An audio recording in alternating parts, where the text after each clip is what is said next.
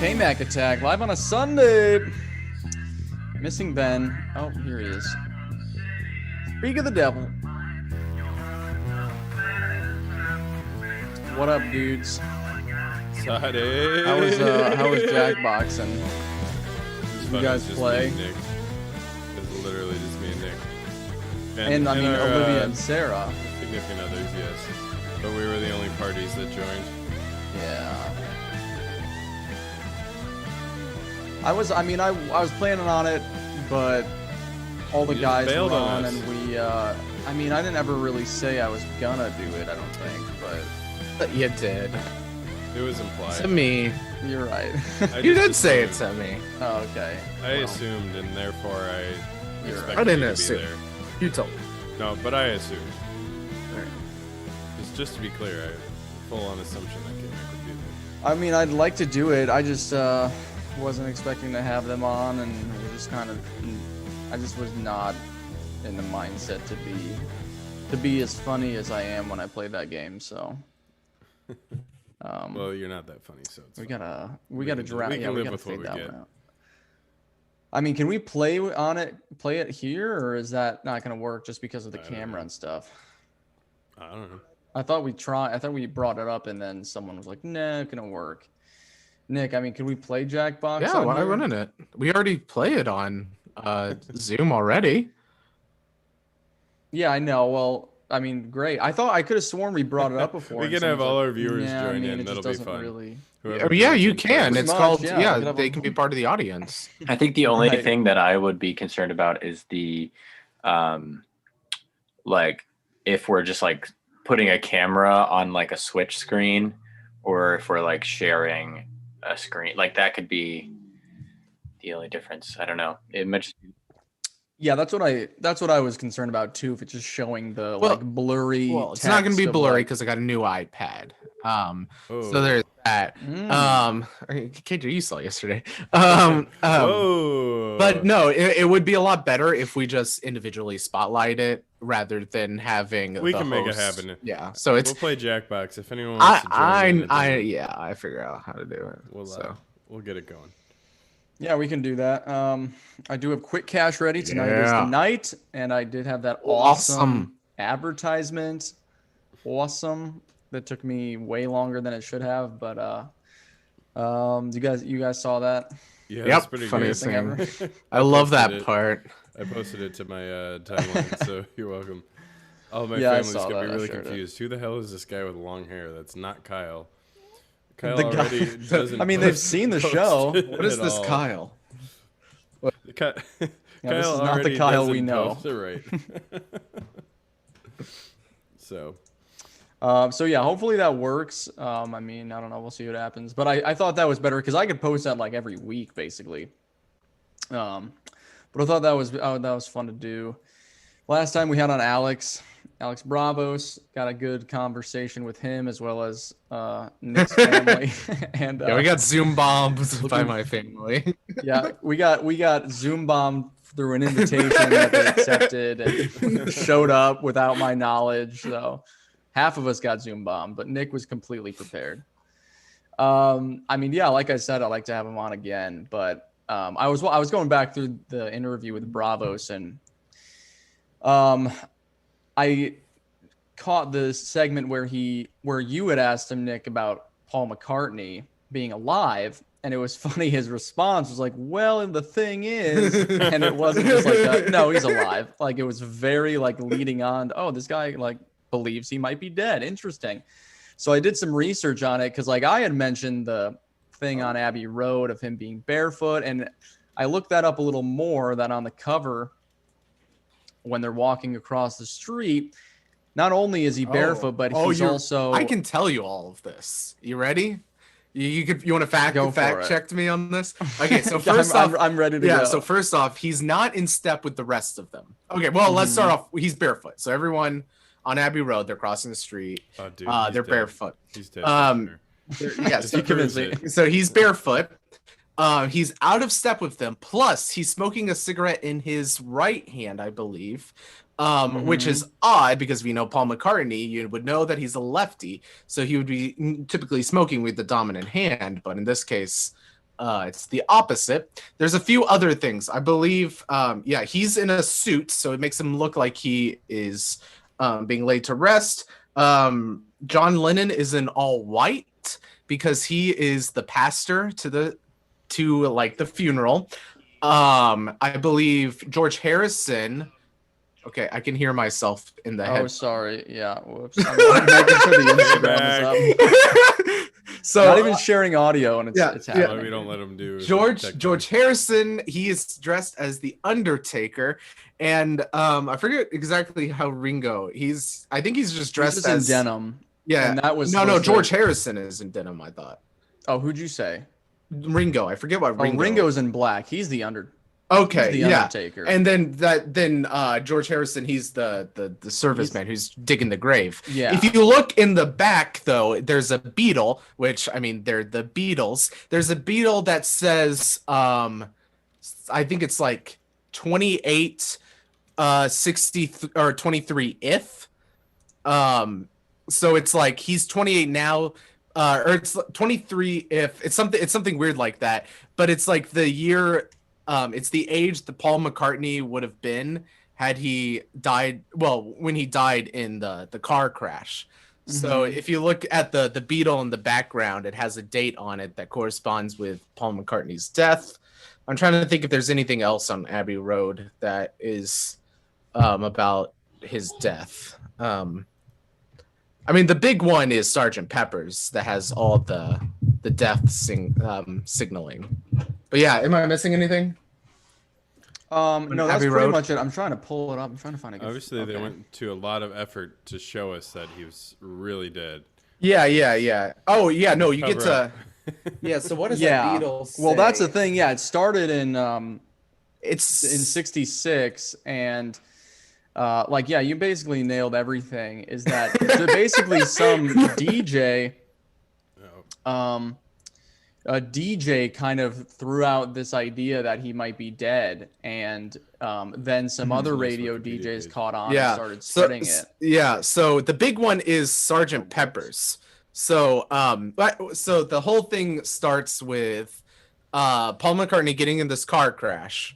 And then soon after they hold a Beatles lookalike contest, and the winner of the lookalike contest is by this man named William Shears, who wins it. So then if we go back to Sergeant Pepper's, Kmac, what are the first two songs on Sergeant Pepper's? The first two, I mean, Sergeant Pepper's Lonely Hearts Club Band and what would you do if I was... and they're two combined songs. What's the transition lyric as they go from one song to the other? Paul McCartney's dead. Paul McCartney's dead. Yeah, it's Paul McCartney. No, it's you can't. It's really buried in there. You gotta play it backwards. We killed him 10 days ago. That was it. The lyric, as they say, is introducing Billy Shears, the same name as the guy who won the Paul McCartney lookalikes. Okay, so now if you look here, if you look at the left, you kind of see the most obvious thing of... Well, actually, no, look at the bottom. Kind of looks like they're all looking at a grave, right? With Beatles on top of it. Look at the bass guitar. Count how many strings there are. There's 3, not 4. So there's a bass guitar that only has 3 strings, not 4. If you look too fast, where's the bass where guitar? is the bass? Look at Beatles in the yellow tulips. That's a bass guitar. What band is this? Oh, here, right down here. Yeah, right down at the bottom. Yeah. This is a bass guitar. It's a bass guitar and has 3 strings, not 4. It's a bit. I don't see. That looks like guitar. a bunch of flowers, like flowers, stems. Yes, it is flowers in the shape of a bass guitar, just like how there's flowers in the shape of the Beatles. What about that as a bass guitar? Am I cutting off part of the image? Yes, right you now? are cutting off part of the image. Oh well, maybe it's a crappy image. Let me try going back. Yeah, it's for some reason really hard to find good images of Beatles records on Google without them being like 200 by 400 pixels or something. Yeah, I mean this is 300 by 300. Yeah, okay. Let's see how this goes. Yeah, you can at least kind of see it better. Like right now, you can see that it is a guitar. Look at that. Okay. Exactly. Oh yeah. It just got That's worse. The only thing on the try bottom. If you want to go back to the bigger picture, I'll show you all the other clues that they put in this. So if you look to the left of the real Beatles, you see cardboard cutout Beatles, And if you look at it, they're all wearing kind of darker clothes. And the one in the middle with everyone's hands on it, looking directly at the grave, is Paul McCartney. And look, he's the only one not wearing white. His eyes are obviously going right towards the grave. Yeah. Look at that. Look at that. Line of sight. Obviously. There you go. So also look at the real Beatles. Notice something. There's only one looking directly at the camera. So, and it's Paul McCartney holding the only black instrument, that little English horn there. Everyone else is doing brass. So it's making him look like he is a cardboard cutout, just like everyone else. Also notice the conspicuous hand placed right above Paul McCartney's head. The other big clue is if you look to the right, you can see, and this is going to be hard to see on this photo because it's kind of being cut out, but you can kind of see that there's a bloody glove on the far right next to that doll. And if you saw the full image, you would also see a toy car right next. Hey, try to find a smaller image, Kyle. Yeah, try to find a smaller one of the whole. Yeah, the whole thing. Image. I got a smaller image for you. Yeah, so there's a car right next to that bloody glove, which is also reminding us of the car crash. Another fun fact, and this really has nothing to do with the death theory, but I believe Hitler and Mao Zedong were airbrushed out of the cardboard cutouts. So there were two cardboard cutouts that were airbrushed out, and it was Hitler and I believe Mao Zedong. I could be wrong on that. So, dude, check this Obviously, he's dead. By that logic. Yeah. Oh, whoops. Yeah. Okay. So actually, the car is on the doll's lap. I was wrong that it was next to the bloody glove. Can you see? Okay, you're looking at So to the right, you can cover. see, and if you look at the top, right next to Edgar Allan Poe, you kind of see a blank blue space. I believe that's where Hitler was, or Mao Zedong. I can't remember exactly, but they just airbrushed them out in post. So I'm trying to think if there's anything In if real, I'm missing. like actual Photoshop. Yeah, an actual like Photoshop. Real photoshopping techniques.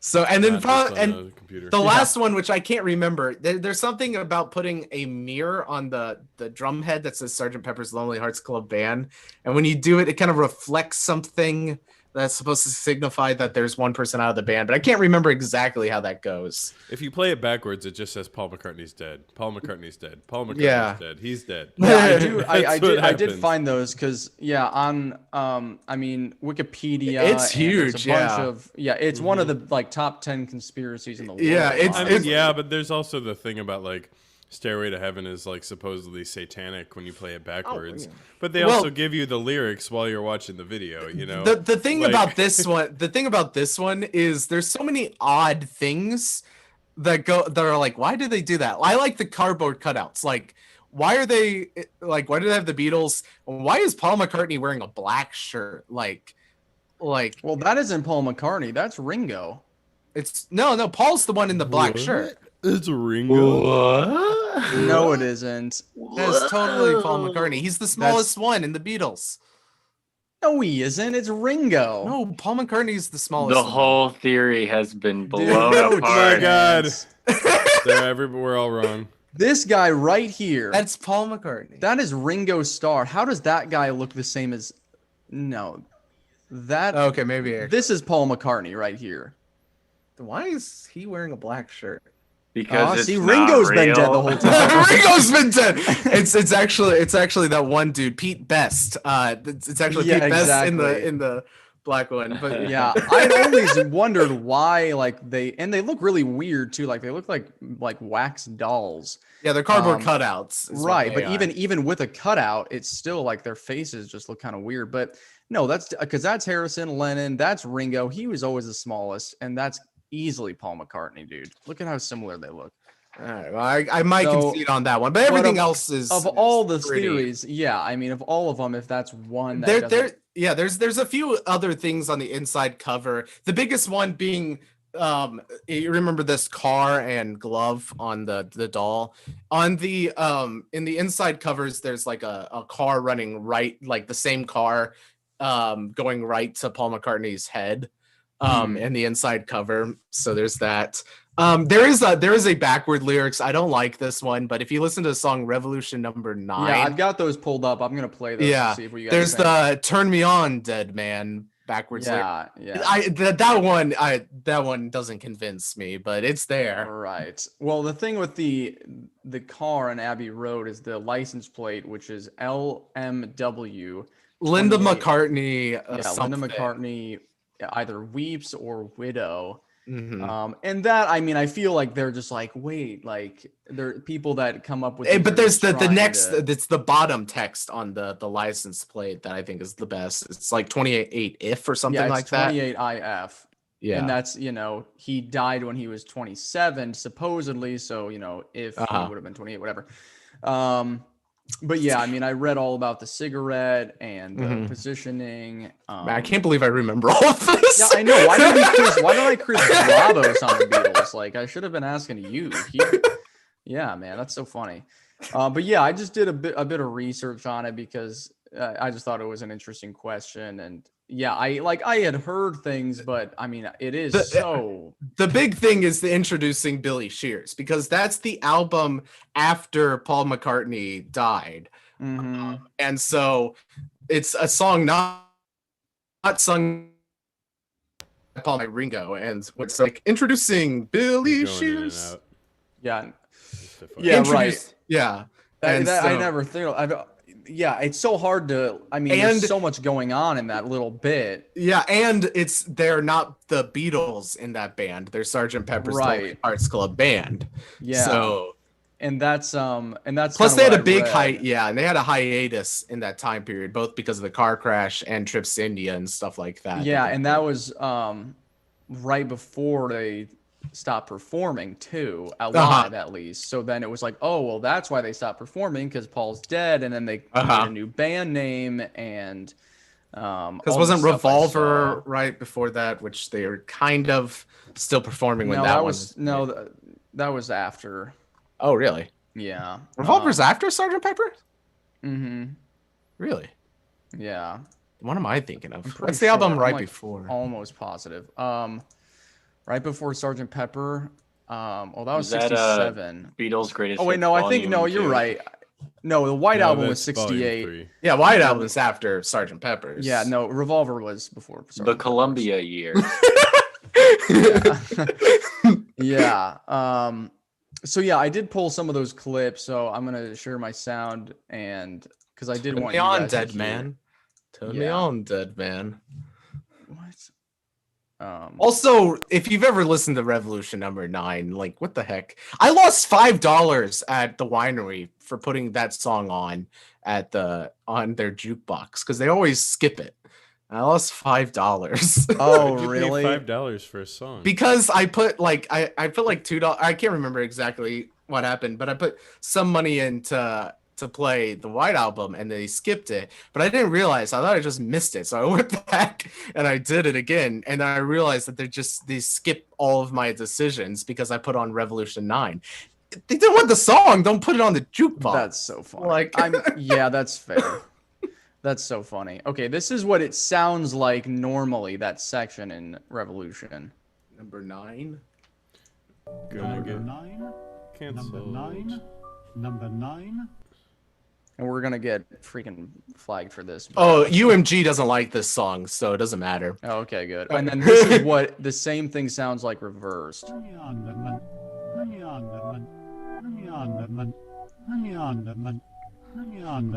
Oh, he's totally dead. This proves it. Right. Hey, I do have to say that. Yeah, I heard it. Out of all the things that people listen to backwards, that's kind of one of the closest. Like, unlike it's closest to. Wait, have you guys seen this show Search Party? There's like this big like court scene where they think that like the main character murdered somebody, and they're like in the trial, and they're playing the recording of like, we killed him, and then like they're like, or she says like, I killed, and then the guy's name, and then someone like from the like some random person in the like a bailiff or something is like, wait a minute, I heard like something completely different, and then they like play it back, and everybody hears like the other thing they said. I don't know. So it's kind of like the Lori or Exactly, the Lonnie Laurel thing. And it's it's like in a corner, and then they like keep playing it, and they're lyrics, and then everybody's like, the judge is like, raise your hand if you hear I murdered him. That is funny. Well, this is from Strawberry Fields Forever. This is right at the end, and there are multiple points when it could be reversed and you hear something. So this they already reversed stuff in that song specifically, though. It's kind of funny. Yeah, which is odd. So this first one, try to see what it sounds like it's going on. Well, actually, it's the same thing, but it's played at different speeds, so maybe you hear it differently. This part's reversed. Strawberry Fields. Do you have any idea what it's when you tell me what it is saying, then I obviously believe you. But if I were just listening to that, I wouldn't make it. I don't know. Whatever. I thought it said Strawberry Fields. I did. No, it has something to do with I heard Strawberry Fields. Yeah. Listen one more time. You told me that. If I were just listening, okay, I'm pretty sure. I wasn't paying attention, and I didn't know what the pretext was, and I thought they said Strawberry Fields. All right, fine, Ben. Okay, it has something to do with Paul being dead. Listen.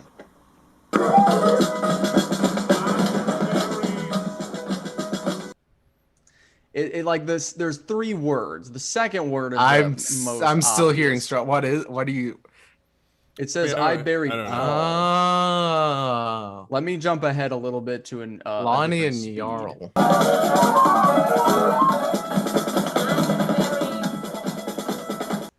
You kind of I'm still hearing I buried Paul. Or no, sorry, Strawberry Fields. I'm hearing Strawberry Fields. Yeah, you did hear it. Really? Listen, try to think. I'll try. Okay, I was able to check I hear buy Coke, buy Coca-Cola products, try Coke Zero. That's all the 60s, there's really.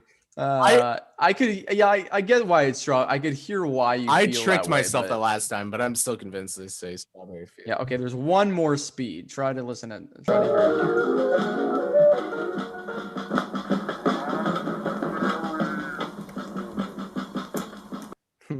Is that any different? I hear I'm very full. I don't know.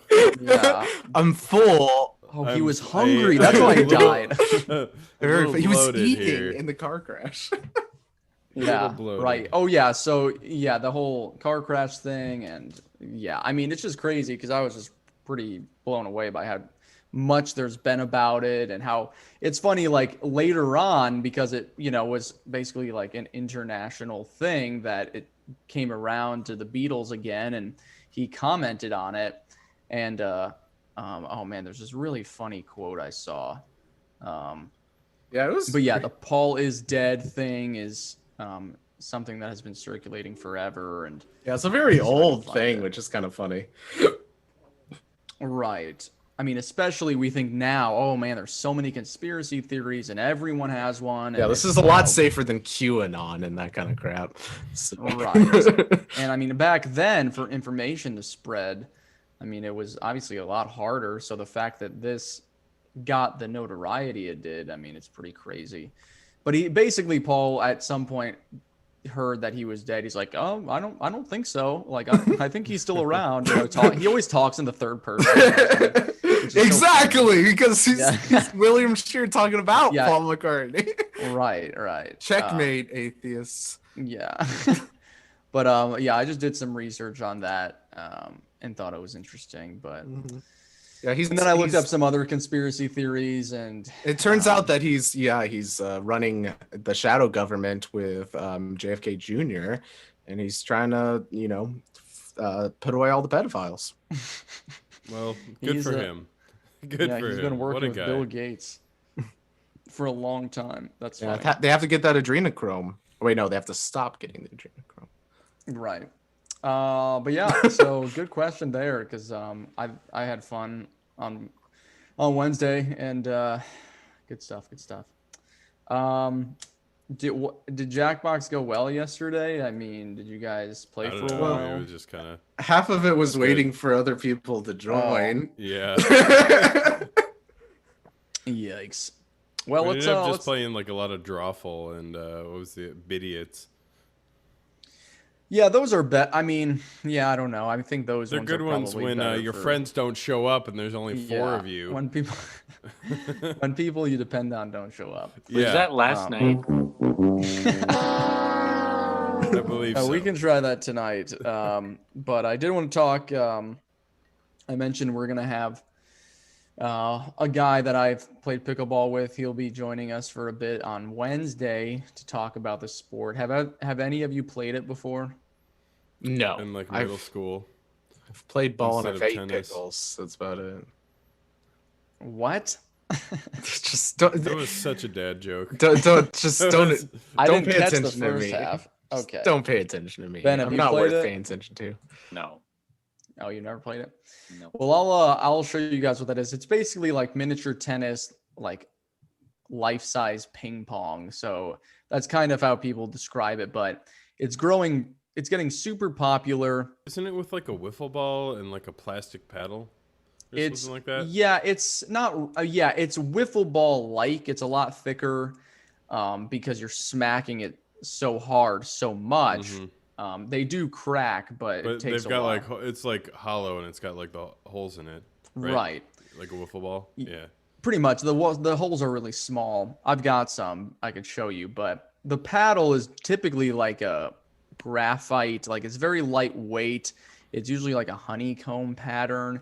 So it's not like you can play with them wooden, but it truthfully from like a wooden paddle to like the professional ones, there is a huge difference. Like most people think, oh, it's just like a flat surface, like it doesn't really make that big of a difference. You can just play with whatever, and you can, but at the same time, it really does. If you play for long enough, you notice a huge difference in like how much power you get on the ball between paddles, like the control that you get, this types of spin, like with any racket sport, really, it does vary a lot. And I mean, it's just kind of blowing up right now. I think just because a lot of older people are realizing that if they used to play tennis or they at least want to be active, that they can be a part of something now and stay active without just like, oh, all they can do is walk around the mall. They actually get to be a part of a sport. And Do you remember all those old guys that used to play ping pong with us at like in the rec room at oh Milliken? yeah, Like back in like freshman year, like holy shit, throwback. It was just like there were like four old guys that would just like show up randomly, and they'd start off just like playing ping pong like between the four of them, and then we'd eventually show up and just like, and then they showed up at like the tournament that they had and all that. It was, I don't know, I thought that was hilarious. yeah, I do vaguely remember that. I didn't go to the rec center often. It was like a ping pong table, the air hockey, Yeah, and then like dude, that was the place to hang out first semester freshman it year. was Before everybody like joined Greek life and like Yeah. went off on their own. pretty much That was the place to be. right. It had like a PlayStation 3 Mm-hmm. with Guitar Hero. It was a Wii. You could play Brawl. Yeah. Mm-hmm. Yeah, but I people remember just mostly Nick played like Gaines. pool and ping pong.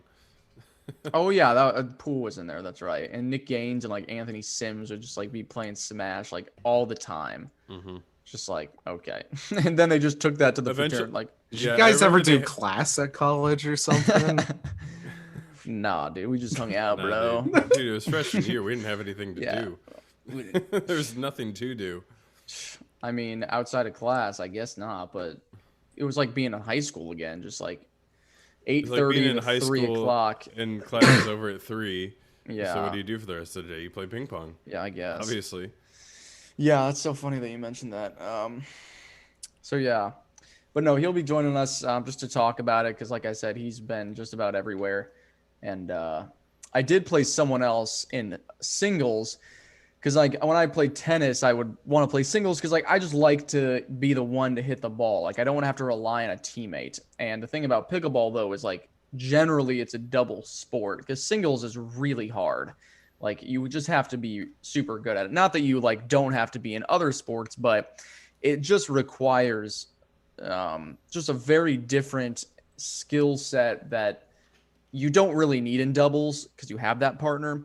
But I played a guy a while ago in singles who has like literally toured the country. He's sponsored, so he basically gets paid to like have like a backpack and paddles owned by this company that makes pickleball stuff. And it basically turned into like him just giving me a lesson because it was so bad. It was like, okay, so like this is how you should hit the ball, like when it goes here and blah blah blah. And turns out I was never hitting the ball.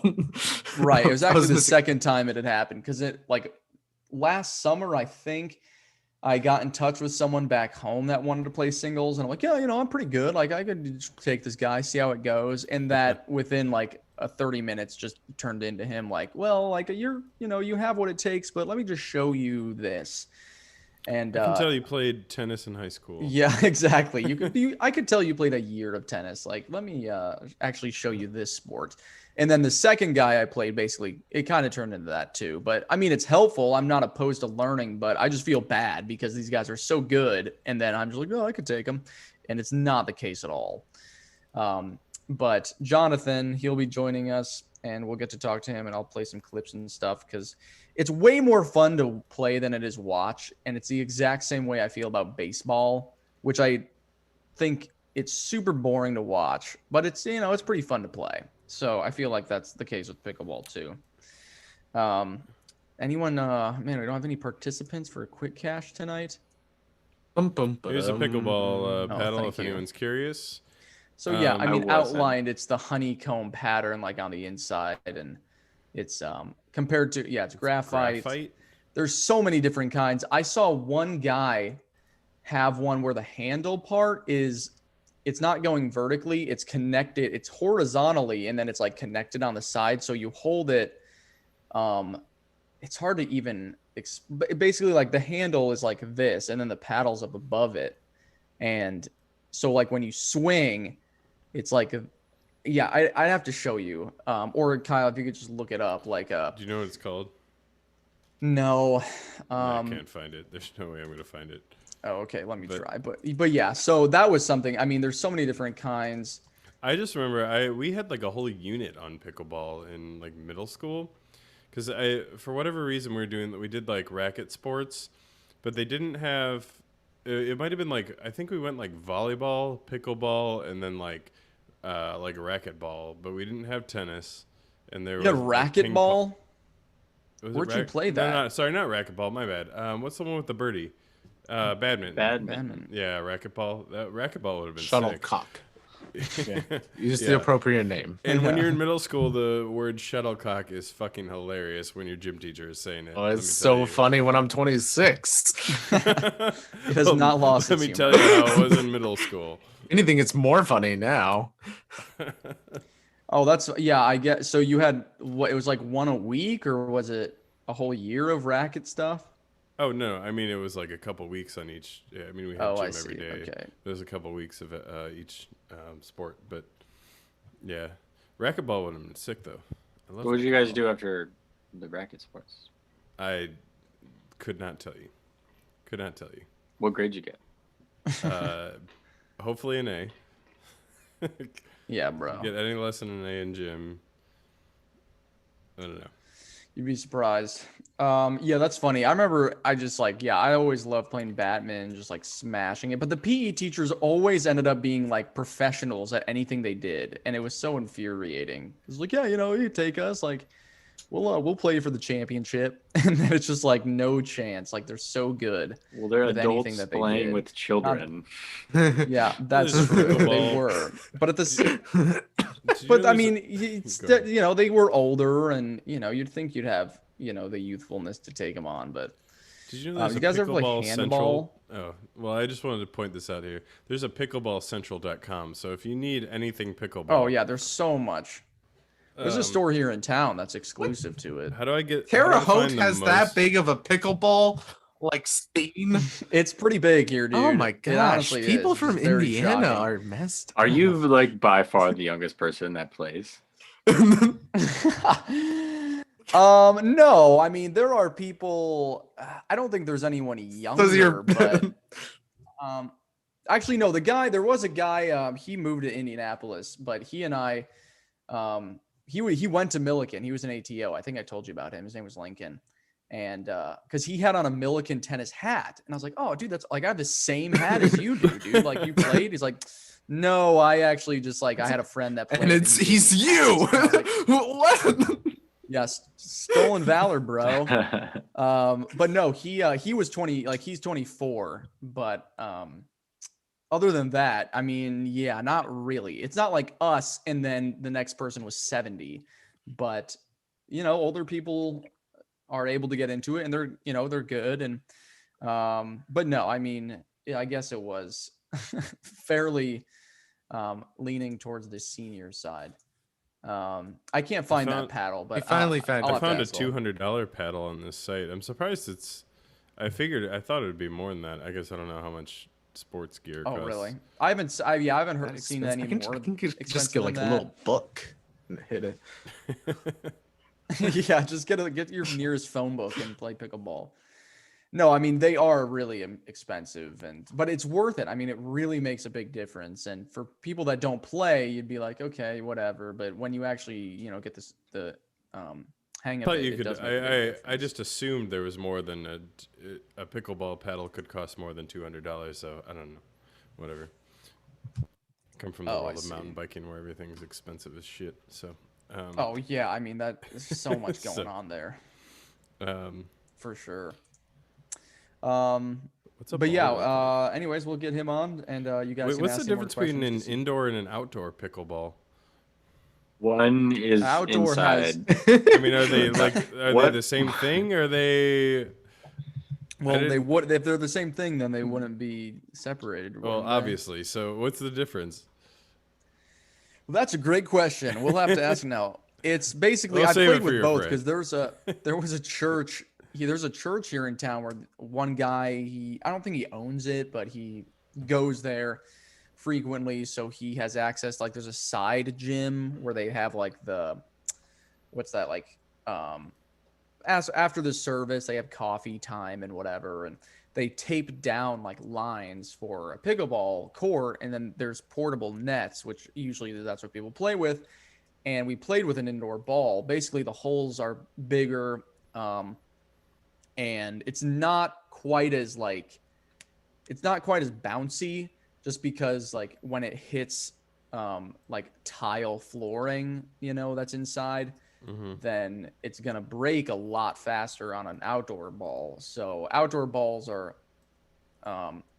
like they're thicker, I think, but they're more resistant because of that. I mean, do you play on like different kinds of courts when you're outside? Like no, they're tennis courts, like the same material. But I mean, we got some at my hometown in Gridley, which was like blew my mind because at the time, like you, Kyle, I'd played it in middle school and then never thought about it again. Yep. Until you told me about it like a couple weeks ago. Yeah, and then I came home a few summers ago, and we have tennis courts in town, and for the longest time they were just pieces of garbage basically. Like there were two of them, they were all cracked, there were weeds growing, and you were lucky not to like bounce the ball off of a crack and have it shoot like the opposite direction. And Caleb and we would play on those all the time, and finally like out of the blue they resurfaced them. Well, they resurfaced them, but one of them they kept, and then the other side is pickleball courts. And I was just really surprised that a town of 1,400 people somehow convinced the mayor or whoever, the parks department, to put these in here. But I mean, I see people play on them pretty frequently when I'm home, and I would get on them pretty frequently. So I don't know. It's just weird how it's kind of taken the place of tennis in places where, older people are generally, or it's just harder to find. So you're participating in an old person sport, Kmac? It's not. I mean, it really isn't, because there are people that do it professionally that, get sponsored and get paid. To Sounds play. like you're an old person. Back in my day. No. Have you talked to Kmac? I mean, yeah. Have you ever had a That's what conversation? I'm saying. But I was just really surprised. And that first guy that I played, that singles player who had toured the country playing, was really surprised by the quality of the courts, being in basically the middle of nowhere. So that was kind of cool. But it is a really neat sport. So if you guys have some around you, I'm sure that I think there's some in Champaign, Ben. If you know you're trying to learn. Sure. What do you say? I'm Yeah, pretty let's sure do I've it. seen. Yeah. So anyways, we'll get a lot of pickleball talk with him. I did want to bring up a question that Caleb had asked, just like out of the blue today. This is what he said. Music can be this glorious, almost transcendent, holy thing. Before our current technological age, all music was made with some movement of the body, whether forcing air through one's lungs and over vocal cords to sing, or pulling a bow across a stringed instrument, true. or any other conceivable instrument. Yet now we can literally make music with a computer. Does it at its root enhance music or degrade music? I got in a huge fight in one of my grad school classes because I proposed something similar to this. Mm-hmm. Yeah. Only Sanders would get into a fight. Yeah, because I was just like, in a grad school class. it was different, but it was in the same vein of like this kind of stuff. So when does Kyle Johnson take his shirt off? Tim Gorski wants to know. Tim Gorski. Not this episode, Tim. You have to wait till after hours. We'll I'll let you know when we start our only. We'll play strip Jackbox. How about that? I don't know. I'm pretty good at Jackbox. We'll see. So I mean, that is an interesting question because I've noticed one thing about the creation of music and how we can create like anything with it, and it's not really with the actual sounds themselves. There's a lot of very interesting things you can get via electronics, especially if you look at the early years of electronics with those people who were working with Moog synthesizers, where it was like basically it wasn't like samples, it was just like literal like sound waves. You get very like it is still such like an analog sense as that. But probably for me, the thing I've noticed with the digital stuff is kind of the passiveness of songs. You get a drum loop kit, you plug in your 4 little things, and you say you got a song, and then you go around, and you just go, and it sounds complete, like it's done. And I can't argue the fact that it isn't done, but I can argue that it feels very empty because of its passability. And I see a lot of people just passively putting out stuff, and that's the only word I can think of. And this is me coming like as a composer side. As a college educated. Yeah. You know, I think the thing that makes me want to jump in, which I don't know, I'm not as musically inclined these days as you guys are, but I don't know, when I think of like the best hip hop producers that I'm familiar with, they're all very, very talented multi-instrumentalists. I think that's something people don't always expect, but I mean, to Jay Dilla to, Kenny Beats, Mac Miller, like some of my favorite, or, you know, some of the really well-known like artists and producers and stuff, they like, you'll just see them sit behind a piano and they can do it. I mean, like, does the medium itself change the experience? I guess in a way. And like, for me, seeing a DJ or something live, but it's going to be a lot, like, I would prefer to see like an orchestra or like a jazz band or something live than like a DJ. But most of the time we're just experiencing music a lot of the same way through just like plugging our phone into the car or like turning on our Bluetooth speaker. So from a day-to-day standpoint, Sorry, I did not mean to. From a day-to-day standpoint, that one worked. Yeah, I'm just done. From a day-to-day standpoint, I mean, I don't know how much of a difference it makes, but I don't know. Who cares? It's all for fun. Music is for fun. Who cares? Yeah, Nick. I because I disagree that music is fun. I Yeah. hate music. We know. No, I talked to him. I think it was last night that he had asked, and I mean, I gave him kind of two sides of the You're talking about Caleb same now, coin. right?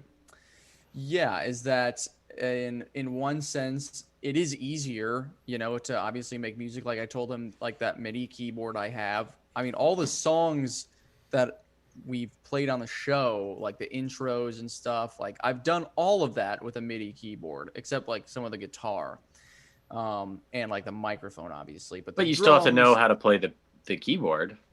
right? So, but it's all through the computer. Like I'm not having to record using, tapes or So logistically, it's easier. yes, but at the same time, I don't have to have like okay, for instance, like the drums, like I just use the pads. Like I don't actually have to know how to play that. And rhythmically, like it takes some kind of skill for me to hit the pads at the right time. But at the same time, I just have to do it for a little bit, and then I take that and I clip it, and then I, repeat it over and over again. So it's easier, and not that that's a bad thing, but it also, I don't know. And I told him, like, for songwriting in particular, like, and I've heard this from like Paul McCartney and Ed Sheeran and a lot of people where, they just have an idea and they put it on their iPhone, and then they have, thousands of different bits of song ideas, instead of you have this idea, and because you don't have a way to record it quickly, like you have to dedicate that moment to writing it down in some way and remembering it, so that when you look back at it, you are ready to expand on it and actually make a song. And you actually, you can't just leave it sit there for months and then hear it exactly the way you had it before. Like you have to write it basically in that moment. So the creativity of songs, I think, has diminished because people can take so much time to sort of elaborate and maybe overthink in some ways, but just not have that like spark of inspiration to get the core of what it is that was in their mind. But they have all this time to dwell on it. So I think in some senses, having a computer to record those sorts of things has diminished music in a way. Would So you you're guys saying agree? you think it's better to spend more? I mean, spending more time makes the music more meaningful. No, I Essentially. think Sorry, I'm doing two things at once. well, spending, it depends on what kind of time. If you have an idea in your head now about a song and then you spend that time on it, I think that's meaningful. But if you have an idea, you record it quickly, and then you wait a month and then you listen to it, you just, I don't know. To me, I've done that, and it's just not quite the same as it was when I first sung it or I played it. Like I know, like, oh, I really liked this. Like there's a reason why I recorded it, but there's no pressure for me to write that song. It's just kind of there. And back when you didn't have these things, there was pressure to do that, forcing like the best quality, I think. Does that Yeah, make I don't sense? know. I don't know. I'm maybe I'm just confused what you're suggesting, or maybe I disagree. But I think I'm he was thinking getting of to it right at the end.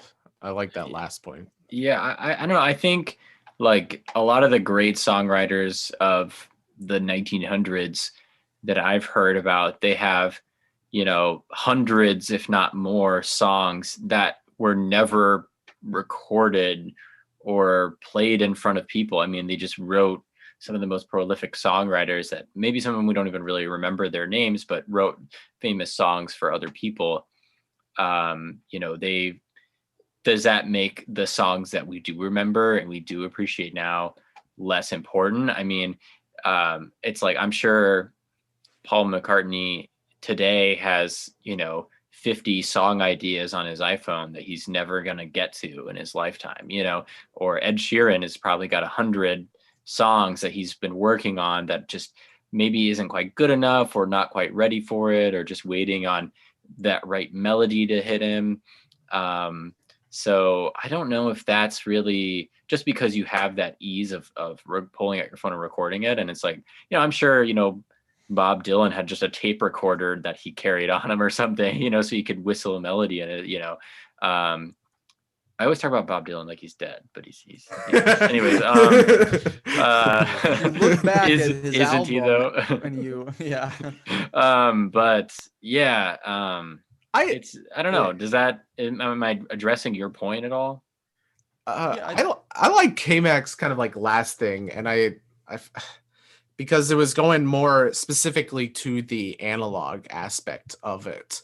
Like when you have the tape recorder rolling, it does force you to commit. And I think there is like, I think there's that. And I think there's like there are, I don't know, there's some kind of je ne sais quoi aspect of liveness and analog stuff that really does kind of put you in a different state. When in like digital, you can always hit Command Z and go back. But when you're working with the tape, you kind of have to have a very focused idea of what you're doing, because you can't really hit that Command Z. So if you're looking for a sound, you can't just like hit something, hit something again. Wait, sorry, I use Windows. What's command? No, I'm just kidding. Control C. Okay. But I think there's for our Windows viewers at home. Yeah, and that kind of goes back to like what I was saying with like passiveness in it, is like you can't, in an analog sense, you can't really trial and error everything. You kind of have to have a more grounded understanding what you're doing. You can't just copy and paste. You have to make the other sound. So and I think that might have been why Kmac was, I don't know, he was finishing saying. But I mean, I like Ben's, like, there are people out there who are like, this isn't like, they can come up with unique sounds that were not possible pre-digital, that are completely worthwhile to listen to in a post-digital world. Yeah, that's I don't know. Yeah. Oh, I mean, in general, to answer your, I guess, overall question, I don't think that the music of today is less inspired or less interesting or better or anything like that. I mean, when I think about it, I mean, probably more than 90% of the music I listen to has been released in the last 10 years, if not last 5 years. I mean, that's just what I like. I don't know. I mean, growing up, I liked more older music, and some of my favorites are still like Steely Dan and Paul Simon and some of those slightly older. But even then, in some of those cases, I like their newer music better, sometimes. Like, I don't know. I just think maybe the music of today just resonates with me more personally. But yeah, I don't know. I mean, I don't really think about why I like it, or but that's just right. And that's something I don't think anyone can explain, is why do we like it. But I mentioned to Caleb, like, there is older stuff that I like that uses, like Nick said, like the computers, like synthesizers. I mean, those are kind of just computers in a way, like Frankenstein and even Baba O'Reilly. Like, he just put in a freaking not really, patch, and well, he played it, sure. But at the same time, I mean, on a basic level, yes. Right. So there is an element there. Obviously, it's not the whole thing, but I think there does come a point when it's like, it's not the worst thing in the world, but if it's, I don't think it's a bad thing. I think it's a good thing. Yeah, I don't think if Caleb's asking if it's good or bad, but if it does it enhance music or degrade it. Well, I kind of had a similar thing that kind of like I mentioned, I got in a very heated argument with this. And I was like, basically, I'm like, what's the point of live musicians anymore? I'm like, and I'm saying this to a class of like a bunch of classical musicians that are like, well, because analog music sounds better. And like, I think like if you listen to music in a hall by live musicians, it's hard to argue that sounds better than something on headphones of the same recording. Specifically in like the classical world, of course. Like, you listen to like hip hop albums, a lot of the stuff you can't even do live. but like in a classical world, I was like, what's the point of this? And they're like, well, because you get that stuff. And then my argument was like, well, if they can record it perfectly and like the music is verbatimly written and you perform it as written, what's the point of it anymore? If you can get just a speaker that can accurately reproduce it or a machine that can play it, what's the point of live musicians? I think people are interested in the interpretation more. Okay. Oh yeah. So I should be a little bit more specific. We were talking about a song called Density 29.6, which is a flute piece that everything is described exactly, including what kind of flute you should use. So I'm like, well, what's the point of stuff? That's a very specific case. Yeah, but kind of my main thing is like I don't know. If you have a good interpretation, why don't just listen to the recorded thing? Why go see someone else's? I don't know. I think there's definitely a big difference between just listening on headphones in your in your office at home and actually going to the venue. I think music is more than just the music itself. You know, there's the whole aspect of going to a big concert hall, and I don't know. It's like an activity, you know? I don't know. I don't. Well, it's an experience that you're sharing. It's an experience. With That's a better word. Yeah, so why have musicians anymore? We should just put up a speaker instead. Are you being facetious? I don't. Did your students were they outraged by this? I mean, they dude. They were very mad that they could tables. Their response was, it's like, I'm like, if you get a perfect recording of this song, like the Density song, where every articulation mark is set, it's like, what's the point of ever playing this piece anymore? You just record it once and then you're done. And then their thing was just like, well, I mean, I listen to music for the mistakes, and I find that hard to argue, because I'm like, well, no why do you practice music? Like, for the mistakes? Well, there's that whole, I mean, people romanticize that aspect of music. But I don't know, that's a dumb thing to romanticize. It was a bad thing, but like, yeah, it's like, I was just like, what? My whole thing is like, what's live musicians? Like, you look at the hip hop world, they don't do anything live anymore. You just, everything's done. Dude, Anderson .Paak, man. Okay. Yeah, actually, if you saw most of the rappers, they probably have a full band. Yeah. Like a lot of like the pop musicians of today. No, they do things ones. Live too. They do. You know, I think when people go to concerts, they would rather see a live band. Probably would, but there's a good amount of stems that go along with it, sure. But obviously I'm not talking about every single thing out there. But if you watch the halftime show, none of that was done live. It was just mainly a dance show, you know. Well, yeah, I don't know, but that's like the halftime show that only happens once a year. I don't know. And they don't get paid for it, so they're going to put in minimal effort. That's what I think. They're getting paid, so they put in minimal effort? No, they're not getting paid. And I think it's just that's like a whole different beast, because that's just like a television production. I'm basically talking about like a lot of those live shows. And yeah, it's not everything, but like there's more to music than just the music. I think that's why people go to shows. Even if you're going to see like Skrillex, who's just pressing the play button, you know? Like, if you're going to a big, like an EDM show where they're just on their DJ decks, there's still an experience to go along with it. Also, insider scoop, most DJs are not actually doing anything. They actually do just plug in like their laptop and then just pretend to use the decks live.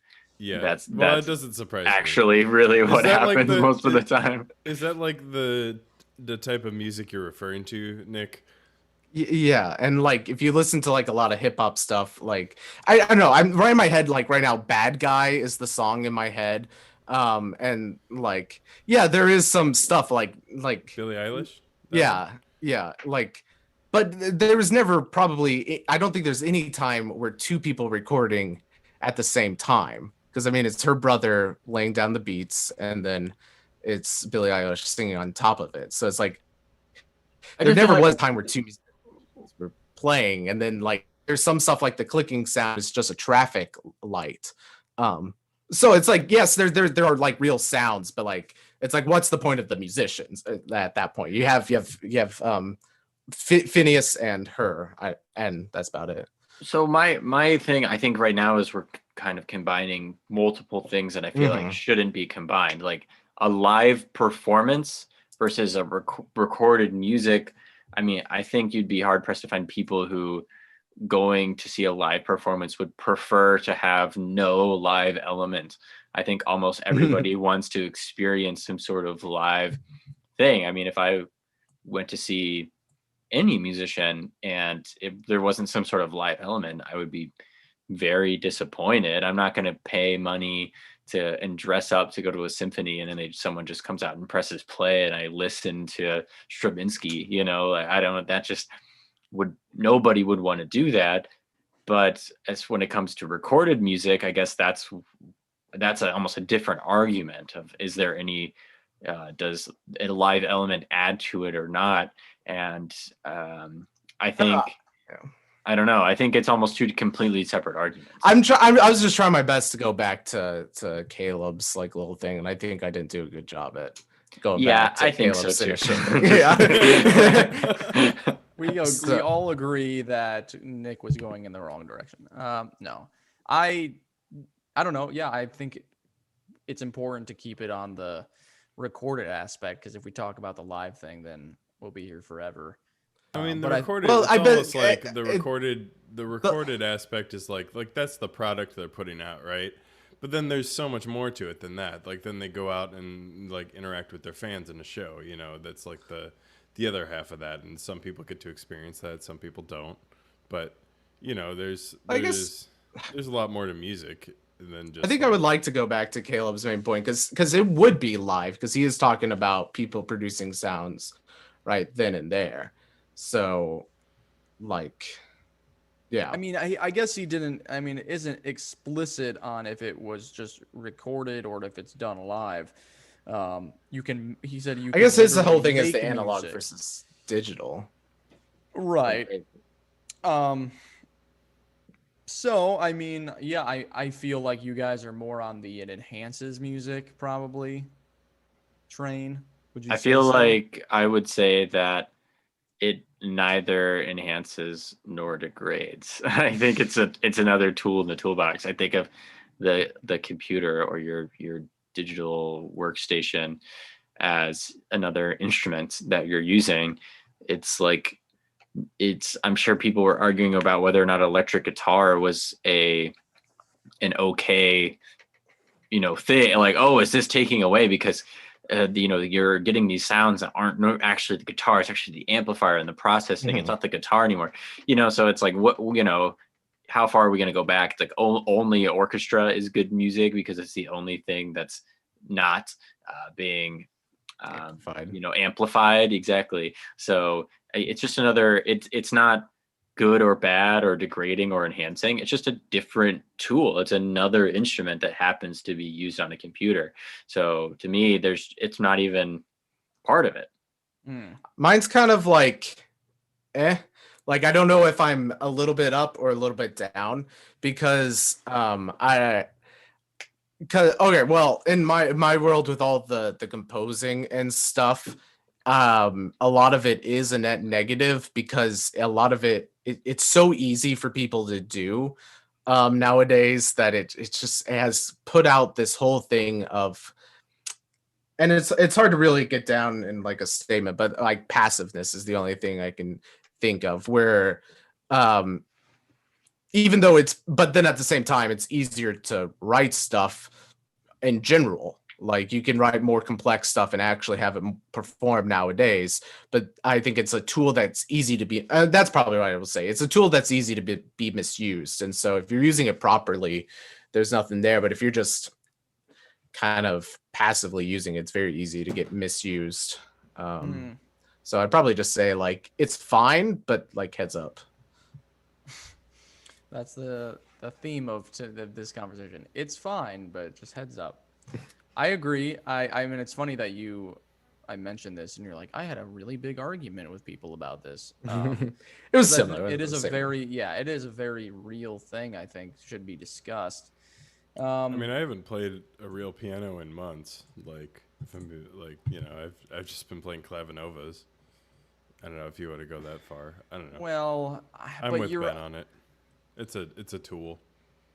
yeah, but I mean, like I have a digital keyboard. Is that a computer? I mean, not. I mean, you're still playing a No, you're playing piano. samples of Yeah, stuff. it is. Just Yeah, it is It's a computer. it It's is, for sure but a computer, it's and not. it's not anything like a piano. It feels totally different. They've gotten it close, but it's not. Yeah, but I'm not on my computer making these sounds. And Yeah, neither you are. you. You're on a computer. Your It's piano just- is the your computer. piano is the computer. But It doesn't have a desktop. There's no operating It's- system, but it's a computer. But if I know someone that doesn't know how to play the piano can't play it because it's not just a computer, it's a piano still. It's just using computer-like So qualities. I think this almost gets back to this kind of where I think of what I was talking about too, where it's like, I don't know how to play the computer very well.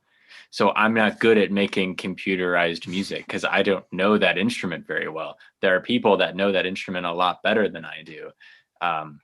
So that's how I see it. Is it's not like it's like I can't play the accordion, I can't play the violin. I can't really play the computer I mean, I dabble maybe or something.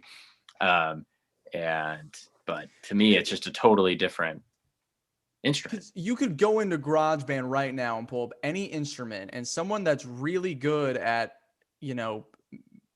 typing on their keyboard or whatever, like they can make music without actually knowing how to play an instrument, because that's what I think of when they use a computer. Who does that? No, I don't know. But the only you thing have to can know do is something.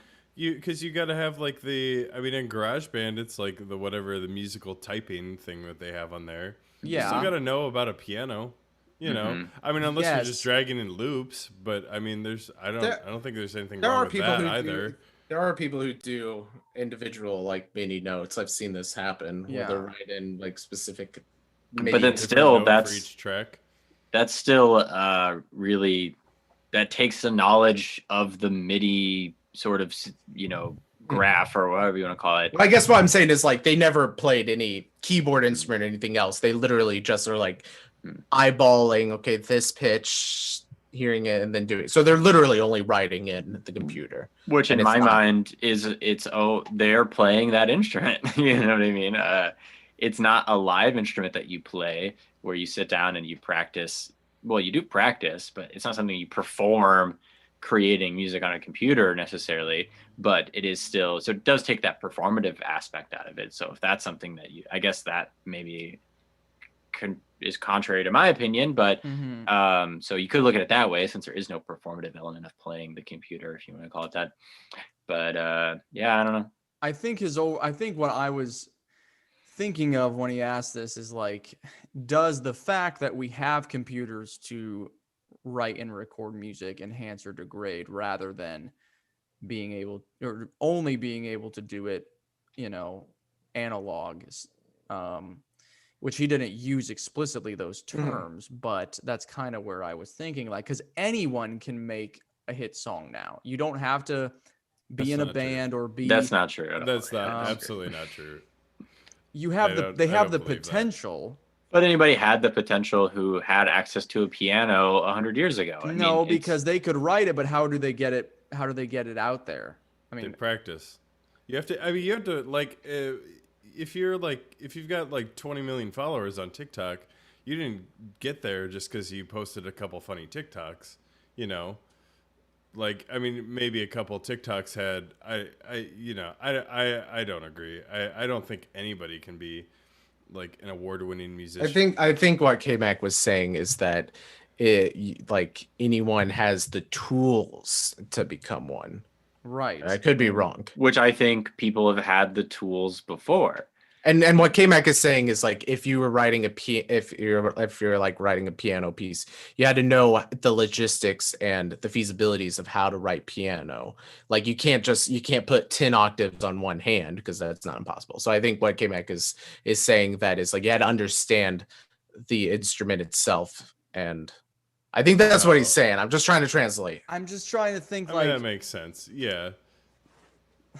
Like if okay, like KJ and I have talked about, a lot of piano music is written in the key of D flat. Why? Because it's very easy for you to play arpeggios in. So I think and I've played computer music by people. I've been handed music in composition classes by people who, this might be actually what you're going for. I've been handed music and people in composition classes where it's impossible for me to play on the piano. It just I can't. There's a lot of impossibilities in it, like 13 note stretches on my right hand at insane paces while my left hand is jumping. But at the same time, it sounds like music on their computer. So something like this couldn't have existed 100 years ago, or I should say 150 years ago, before the player piano. But now it does exist in this. So maybe that's what you're trying to say, kind of. So in that regard, I would say that enhances, because now you can play things that wouldn't normally be possible. Yeah, I feel like it's like getting into the philosophy of like what is music and what constitutes like legitimate music, and like I feel like that's very much an opinion, and it depends on who you are, you know. Yeah, I agree with that. I that's not where I was trying to go. I'm just saying, like, you have basically you have to be in the right place at the right time. Like, if you wrote an amazing piano piece, 200 years ago, but you weren't in the right place or around the right people for them to hear it and produce it, then you're not going to get anywhere. But nowadays, you have access to the internet and you have different apps and stuff where you could put something out that now people anywhere can hear it. That's but kind also of what I mean. think of the amount of people that are like, maybe you're trying to do that, but also 1,000 other people are also trying to do it at the same time, you know? Yeah, I mean, there's take that into account yeah, as well. there are a million, musicians who are putting out music that nobody's listening to. And I think maybe what we're getting at now is like more the democratization of music, which I don't think, I mean, it's like, yeah, I mean, maybe 100 years ago, somebody was playing music on their, guitar or piano that nobody would ever hear. I'm just writing music on my piano or playing music on my piano. And it's, maybe you're playing in, bars, or you're playing in concert halls or whatever, but you just haven't gotten that sort of notoriety because you haven't been able to get on the radio or perform in bigger halls. But now it's like, yeah, I mean, there's still that same thing. Like I could spend the next week just making a song, put it out, and then nobody ever hears it, and there's a little bit of like luck. But I think the big thing, that was something I just thought of as just kind of a comparison, is more what I am thinking about now artistically is like with comedy. I think that would be a great example of the situation where you theoretically anybody has access to write and make comedy. I mean, you can write, you can make a funny video or record it on your phone and post it anywhere, but like not everybody is a well-known comedian. It takes like skill, and it takes real effort, and you have to be really, really good at it to get anybody to notice you. So just because you have a phone and you could post clips of you, performing on Instagram or whatever, that hasn't really, I mean, you still have to be really, really good. And if, to me, in my eyes, I think that does enhance art in general, because it gets access to more and more stuff. I mean, how many Mozarts were around that nobody ever heard because they didn't know the right person to get their music performed? So yeah, just there were two. There's a correct answer to that hypothetical. But and I think it's the same thing now. It's like I feel like we have more opportunities to hear good music. So to me, it continue again is just an argument for it being enhanced, because there are artists like maybe 50 years ago, somebody like Billie Eilish couldn't have, not that she's my favorite, but people, music that resonates with millions of people has had the opportunity to be brought to light because of these things, because she could post her music on YouTube and Instagram and TikTok and that kind of stuff. So to me, this is more and more, I'm just getting further entrenched in my opinion. No, you make sense though. I mean, you're right. And I guess what I was getting at was, yeah, I mean, it's so much more accessible that yes, it still takes the work, and it's still, you're probably not going to post a hit song overnight, but at least you have the access and the tools to do so. Versus back when Mozart was around, there might have been 100 of them, but we never knew, or we could never know. So I'm going to go back to all the way to Caleb's original thing, which was, things being created physically and stuff. And it's like, why do it in computer? Why do it live and not computers? Well, the big thing, tuning. Like with live things, you can perform stuff in tune. When you do it on your computer, it's really, really hard to do stuff in tune. And matter of fact, you probably don't do things in tune because you just keep it in the equal temperament, or the 12. What is it called? Is it equal temperament? Equal temperament. Yeah. Where everything is. But when you're string players or you're a choir or a horn thing, you can actually do stuff in tune, and stuff like that. And this all comes because you're actually physically doing it, and you're not just adhering to something.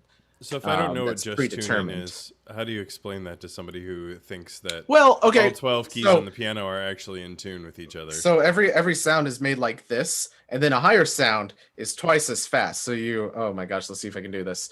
Yeah, boom, boom. And then the other hand's going boom. Oh my gosh. Dun dun dun dun dun dun dun dun. Yeah, so it's going. Oh my gosh, that's hard. That's crazy. Try to do that, guys. Try to have one hand go. I'm trying to have this hand go up and down at one speed, and then my other hand go up and down. Hey, wait, hold on. I got it right here. Everyone just put their hands up and down. I'm doing it too. Try to have one hand go at one speed and the other hand go up at twice the speed. The beat is down here. That's what every drummer does when they play a rock beat. I know, but like they play eighth notes in one hand and quarter notes or half notes in the other hand. Yeah, like but you have to keep it going at a steady pace. That's what I'm trying to say. Keep it going at a steady pace. I get what you're trying to do. Boom. Yeah. Boom. That's not a steady pace. Keep it going all the way up and down like a machine. Ben, explain how to play the drums to Nick. I think I'm doing it. Okay, essentially that's what being in tune is. Yeah. So Sanders is not coordinated. Is one hand going up at one speed and the other hand going up at exactly twice the speed, and then you got something in tune. Pianos, okay, well, the pianos can only do that, but you can do 3 times. You can do this one doing 3 and this one doing 2, and that's how you get a fifth. So if you want a fifth, you have this hand go 3 pumps while this hand does 2 pumps. Bum bum bum bum bum bum bum. So what? And that's where tuning is, and the piano can't do that. Yeah. So thirds actually sound better if they're a little bit flat. But they sound better because the waveforms are working together. Yeah, they match up a little bit better if thirds are a little bit flat, and that's why just tuning exists, which we talked about it a little bit in like music history, I remember. But it's but essentially you can do that when you're a string instrument or any instrument that tunes on the fly, but a piano can't do that because you can't tune a piano on the fly, you know. So yeah, and so I'm going back to like his going back to his original statement, which is like, why does this, like, back in the time of analog stuff, like this was at the forefront of everything. Like music originally wasn't music theory or whatnot, it was acoustics. And so like when you were studying music, you weren't studying music, you were studying acoustics. And so there was this deep connection to the physicality of the notes. But nowadays we have it on computers and pianos. But now we could do far more. We could do jazz 12 tones. So who knows if it's bad? I don't care. That's what I was going to say. It's all good. Unless you don't like it, then it's bad. There's a difference. There is a difference between the physical connection to it and the pre-described stuff. You know, that was a big comment on the piano whenever it came out. Like, it could only play in certain keys and stuff and whatnot. Yeah, well, we'll get into that later. I really want to Wrap it up. piggyback on what Ben was saying and what Kyle was saying, and then Nick said it too. And then I said it, and then Ben said it. Yeah, and then Ben went back to it, and then I said something, and then Nick mentioned this, so I want to talk about all those. No, I mean, yeah, we could talk about it forever. I'll ask him exactly kind of what he meant, because I gave him kind of both perspectives. Like, yes, it can be good because it's easier to do and it offers more possibilities, but at the same time, I kind of talked about the songwriting thing and the analog side. But It's a question you kind of need a focused discussion. right, it's very easy to talk Take for over an an hour entire on a stream. Zoom. Yeah, to bring up 4 different perspectives on this. Yeah, exactly. No, that's a good question. So, Chad messaged me too. Because I asked if they wanted to play Quick Cash. He's like, dude, like, what do you say? Hop on, My guy, Chad. that music discussion was lit. That being said, your boy is headed to bed.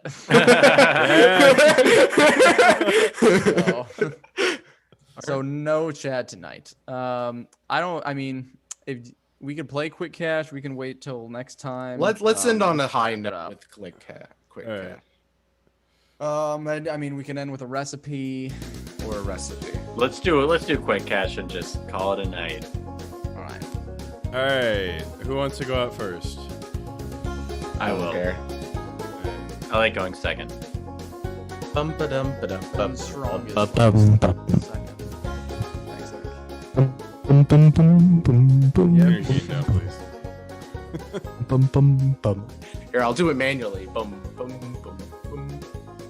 Do it with Bum bum Manual bum gain. bum bum bum. Yeah, by getting away. Manual gain.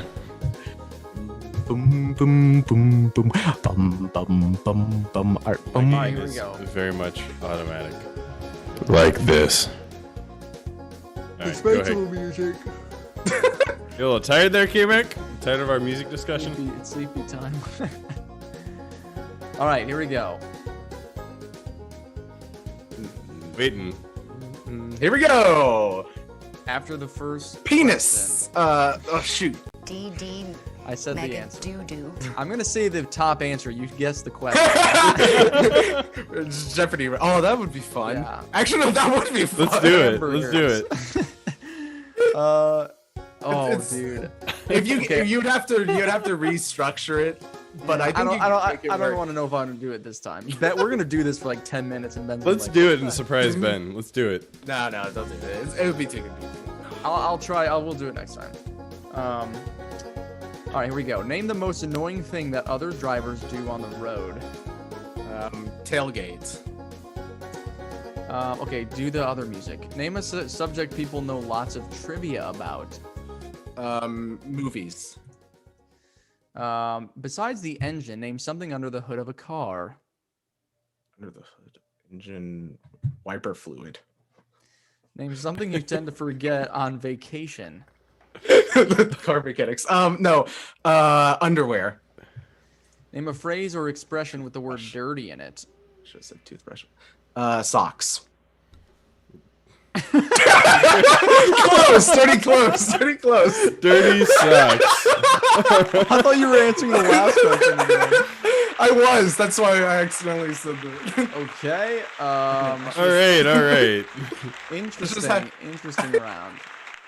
I felt like my first 3 were solid and my last 2 were garbage.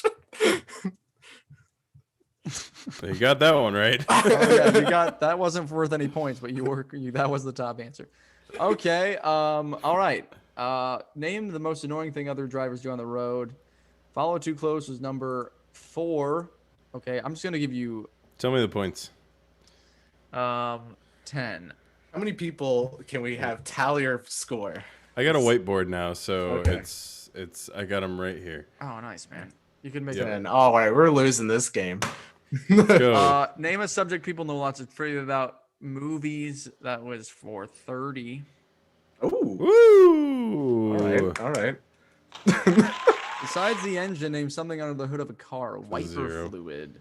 That was not on the board. It is, It no is, shame but in that. battery was number 1. Name Oh, something yeah. you tend to. I don't have a battery Alternator. under my hood anymore. Did alternator make it on the list? I feel like Oh, it was really? higher than wiper fluid. Okay, keep going. Keep going. Name something you tend to forget to bring on vacation. Socks and underwear was number 6. Toothbrush is 7 number points. Toothbrush was number 1. 1. Called it. After the fact, name a phrase or expression with the word dirty. You said socks. Which I thought you just did not understand. I can't give you points for that. It was the top answer was laundry. I said clothes. Just put it as clothes. No, 47 points. Put it as You clothes. vote Come yes. on. No. Come on. Yeah, I don't What? think so. But I- no. Oh, that's the total. Okay. Yeah, it's too specific because you. Yeah. Okay. So my what? Total of gosh. 47. Okay. Hey, all right. Let's get Ben back in here. All right. Just start it immediately when he's on. You have to gift Ben the battle pass if you lose. The next one. All right, Ben. Name the most annoying thing other drivers do on the road. Not use their turn signal. Name a subject people know lots of trivia about. Music. Besides the engine, name something under the hood of a car.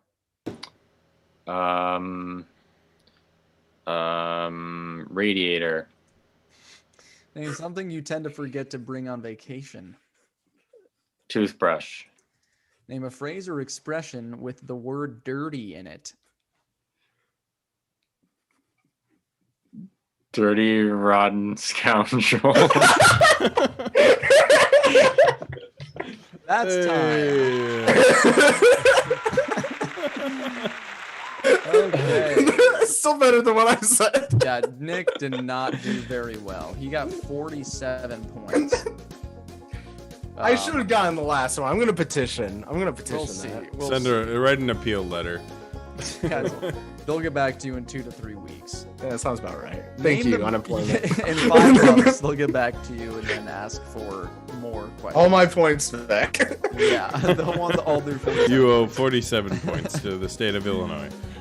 Name the most annoying thing other drivers do on the road. You said not use their turn signal, and that was the top answer on the board for 45 points. Oh, jeez. I've already Yes, doubled up the score. Name a subject people know lots of trivia about. You said music. That was worth 13 points. It's the only one I got a solid amount of points. They all came Nick from got that one. movies, which was number 2. Sports was number 1. Besides the engine, name something out of the hood of a car. You said the radiator. Good answer. That was worth 27 points. Number 1 was the battery. Of course. Nick said wiper fluid. I thought wiper fluid too. I was like, Oh, no, damn. that's too stupid. That would be so funny if you said wiper fluid. Dragon. Yeah. Sea urchin. Sea urchin. Name something you tend to forget to bring on vacation. You said toothbrush. That was the top answer on the board. That was for 42 points. What if we get it? What if we get it? Oh my Socks and god. underwear. That was Mine at the wasn't bottom bad of on the that list. one. Comb and brush were up there. And finally, name a phrase or expression with the word dirty. Oh no, we're not gonna get it. Never mind. Nick said dirty socks. That was not on the board. That's hard. What sayings have the word dirty in it? You said dirty, rotten scoundrel, which was also not on the board. Number 1 was dirty laundry. Can you say the other ones, please? Wait, no, dirty sock has to count for dirty laundry. That's what I said. Give it to I him. voted no. No, I don't yeah, think this is it too absolutely. specific. Okay, what? How? Fine. That's What was- dirty what was the underwear. score? Let me What, Adon. what was the top me- answer worth? Laundry was 47 because there weren't very many. Double my score. Double my Literally. score. Dancing Dirty dancing. and dirty Harry, Come on. dirty mind. I think Ben should get Dirty Harry for Dirty Rotten Scoundrel. It's, Like, they're, No, that's- those are totally different answers. then at least give me laundry. okay. Yeah, if you're not gonna give me credit for dirty Harry, then you have to give. Of course he is. All right. Well, how much is it worth? 47. No, I got your laundry. What's the last one for Ben? No, we're not. We And made just the keep the laundry. compromise. All right, We made the fine. compromise. Give him dirty laundry. All And right. we'll not petition. Oh, then you don't get it. And Yeah. the results are Nicholas Sanders with 94 and Ben with 127. Oh, we Oh! How did that happen? Didn't see that one coming. I feel like our petition is completely fair and justified. Do not give Whatever. us anything. Any All right. crap I feel about like if that. it was really on Family Feud, they wouldn't have said that. Do you think Steve Harvey knows the difference between dirty laundry and dirty socks? That's the only thing he washes is his socks. So of course it's the same Yeah, thing. Ben, did you ask him that when you met him? No. See, but No, when he you just held reference his dirty cigar. laundry, it's like, oh yeah, I've got to do my, I've got dirty laundry in the hamper. Yeah, You're I have like, dirty I've got socks dirty in laundry, the hamper. and I have dirty socks. They're not separate things. Socks are laundry. Laundry is Yeah. clothes. All right. So, Let's this end show's a gone hot on note, for not too an long. argument. I'm calling it. Yeah, play it out.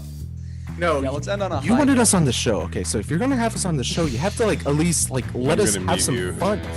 No fun here. We had too much fun talking about. You should pickleball. pin him so you can see him just talking to the microphone.